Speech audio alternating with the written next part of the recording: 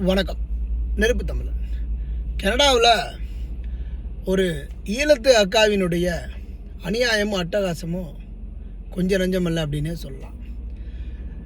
தமிழ்நாட்டிலேருந்து யாரெல்லாம் 15-20 லட்ச ரூபா பணம் கட்டிட்டு வர்றாங்களோ அவங்கெல்லாம் நேராக வர்றது நம்ம ஈழத்து தமிழச்சியான அக்கா கிட்ட தான்.